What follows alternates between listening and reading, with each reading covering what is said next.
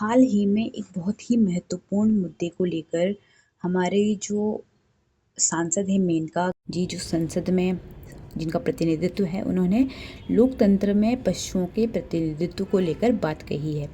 उन्होंने कहा है कि किसी भी लोकतंत्र में या फिर कहीं भारत के लोकतंत्र में जो है वो पशुओं का भी प्रतिनिधित्व होना चाहिए।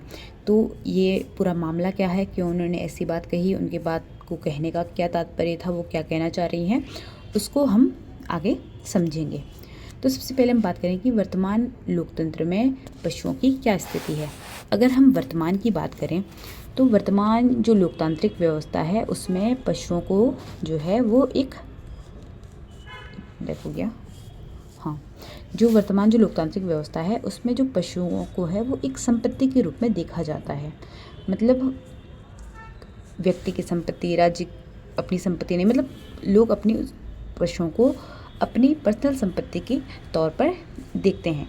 मतलब समाज में उनको जो है वो समाज में एक विविध हिस्से की बजाय एक रूप इकाई मान लिया जाता है कि सारे पशुओं को एक ही कैटेगरी में रख दिया जाता है। इस कारण जो है वो उनके लिए उचित नियम भी नहीं बन पाते हैं।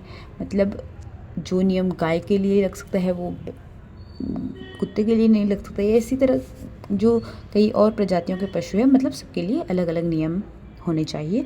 तो सबको एक ही कैटेगरी में मान लिया जाता है, तो इनके लिए उस तरह के नियम भी नहीं बन सकते। ये चीज़ें जो कही हैं ये मेनका गांधी जी ने कही हैं। अब अगर हम बात करें प्रतिनिधित्व की, कि जैसे उन्होंने कहा है कि लोकतंत्र में पशुओं का प्रतिनिधित्व होना चाहिए, तो उनके प्रतिनिधित्व का जो मतलब है वो ये बिल्कुल भी नहीं है कि मतलब पशुओं को संसद में जाकर बिठा देना है, या फिर ये तो खैर संभव भी नहीं है। लेकिन वो जो कहना चाह रही हैं प्रतिनिधित्व, उनका जो कहने का तात्पर्य है कि प्रतिनिधित्व का मतलब ये नहीं है कि वोट देने का जो अधिकार है। जैसे कि हम अगर अपनी बात करें तो हम अपना प्रतिनिधित्व जो हम बोलते हैं लोकतंत्र में, तो हम बोलते हैं कि हमारा जो प्रतिनिधित्व है लोकतंत्र में वो हम वोट देते हैं, तो उससे हमारा प्रतिनिधित्व हो जाता है। लेकिन अगर हम पशुओं के प्रतिनिधित्व की बात करें तो इसका जो तात्पर्य है पशुओं के प्रतिनिधित्व का नीतिगत विचारधारा में एक स्थायी स्थान प्राप्त करना। यानी कि कोई भी सरकार अगर कोई नीतियाँ बनाती है तो उनको ये देखकर बनानी चाहिए कि पशुओं से इस नीति ये जो नीति हम बना रहे हैं, इस नीति का पशुओं पर क्या प्रभाव पड़ेगा। मतलब कोई भी कानून बनता है, कोई भी नीतियाँ बनती है, ऐसा तो नहीं है सिर्फ उसका प्रभाव मानव जीवन पर पड़ता है। उसका प्रभाव जो है वो हमारे आसपास के पशुओं पर भी पड़ता है। हम कोई भी योजनाएं लाते हैं उसका प्रभाव पशुओं पर भी पड़ता है। ये बात जो है ये मेनका गांधी जी ने कही है कि इसका मतलब उनको हमें इसके लिए पशुओं के भी अधिकारों को सुनिश्चित करने के लिए उन्होंने कहा है कि मतलब जब उन पर प्रभाव पड़ता है तो कोई भी नीतियाँ उनके बारे में सोचकर बनानी चाहिए। इसके लिए जो हमें क्या करना चाहिए, इसके लिए हमें पशुओं के अधिकार सुनिश्चित करने के लिए संस्थान बनाए जाने चाहिए। मतलब जैसे कि हम बात करें कि उनको प्रतिनिधित्व कैसे मिल सकता है। अब ये तो है नहीं कि उनको संसद में बिठाया जा सकता है। तो प्रतिनिधित्व की अगर हम बात करें कि कैसे जो है वो पशुओं को भी प्रतिनिधित्व मिल सकता है लोकतंत्र में, तो इसके लिए पशुओं के अधिकार सुनिश्चित करने के लिए हमें संस्थान बनाने होंगे। हमें कई ऐसे संस्थान बनाने होंगे जो पशुओं के अधिकारों की बात करेंगे। ठीक है। प्रतिनिधित्व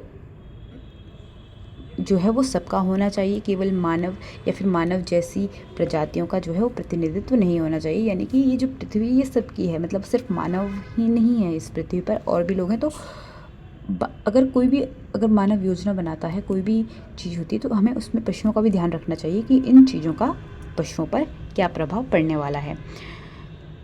जो लोग बोल नहीं सकते, जैसे कि अगर हम बात करें कि हम पशुओं की बात करते हैं, पशु तो अपने अधिकार के लिए आगे नहीं आ सकते, लेकिन अगर देखा जाए तो पशु आगे आ भी रहे हैं। मतलब हम देखते हैं कि हम लोगों ने जंगल खाली कर दिए, तो क्या करेगा पशु, फिर गांव में आ रहा है, वो शहरों में आ रहा है, फिर लोगों को नुकसान पहुंचा रहा है। फिर हम बोलते हैं कि इतने लोग वो कहीं उत्तराखंड में तो ऐसा बहुत, मतलब अभी भी कुछ दिनों पहले ही एक मामला आया था कि एक भालू ने एक महिला को इतनी बुरी तरह से जो है उसमें प्रभावित किया। तो इससे मतलब हमारा जो कहने का मतलब है सीधा ये है कि अगर हम पशुओं का ध्यान नहीं रखेंगे, पशुओं के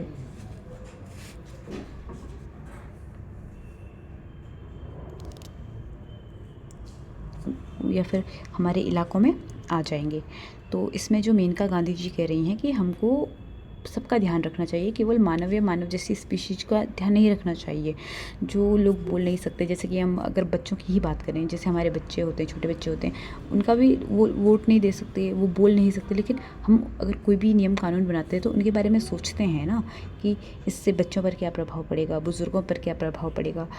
इसी तरह से हमें कोई भी नियम बनाने से पहले पशुओं के बारे में भी सोचना चाहिए। यहाँ तक कि पर्यावरण के लिए भी अगर हम देखें तो संस्थान कहीं बने हुए हैं जो पर्यावरण की बात करते हैं, लेकिन पशुओं के लिए इस तरह की कोई जो है वो व्यवस्था नहीं है। पशु अधिकारों के लिए जो संस्थान बने वो स्वतंत्र और विज्ञान पर आधारित होने चाहिए, यानी कि जिनकी वैज्ञानिक सोच हो और वो स्वतंत्र हो, यानी कि सरकार के अंडर में नहीं होने चाहिए, क्योंकि अगर सरकार के अंडर में वो होते हैं तो कोई भी तंत्र होना चाहिए, मतलब सरकार के अंडर में उनको नहीं रखना चाहिए, क्योंकि सरकार फिर उनकी बातों को इतना गौर से नहीं लेगी या फिर उनको सरकार की हाँ में हाँ मिलानी पड़ेगी। इस तो उन्होंने जो मेनका गांधी जी हैं उन्होंने कहा है कि जो ऐसे जो संस्थान हैं उनको स्वतंत्र होना चाहिए और विज्ञान पर आधारित होना चाहिए। मनुष्य की जो भूमिका है इस ग्रह में वो मालिक की नहीं है, मतलब हमें ये नहीं सोचना चाहिए कि जो ये पृथ्वी है इसका जो है वो मनुष्य मालिक है। इसमें और भी लोग हैं, मतलब सिर्फ मनुष्य नहीं है, और भी जीव हैं जो कई, सिर्फ एक प्रजाति नहीं है, कई प्रजातियां हैं। तो हमको इस ग्रह में मालिक की तरह नहीं बल्कि केयर टेकर की तरह होना चाहिए कि हमको इस पृथ्वी का ध्यान रखना है। और पृथ्वी का ध्यान रखने का मतलब लोगों का ध्यान रखना ही नहीं बल्कि पर्यावरण और जीव जंतुओं का ध्यान रखना भी होता है। जैसे हाथियों के लिए कोर्ट ने एक ऐसी समिति बनाई थी, तो इसी तरह से बाकी पशुओं के लिए भी इस तरह की चीज़ें होनी चाहिए। ऐसा नहीं होना चाहिए कि हम क्या करते हैं कि जब कोई जानवर बिल्कुल ही मतलब ऐसे उसमें आ जाता है कि बिल्कुल वो समाप्त होने की स्थिति में आ जाता है, तब हमारी सरकारें जो है चौंकती हैं, तब उस जानवर को बचाने के प्रयास किए जाते हैं, उस प्रजाति को बचाने के प्रयास किए जाते हैं। ऐसा नहीं होना चाहिए।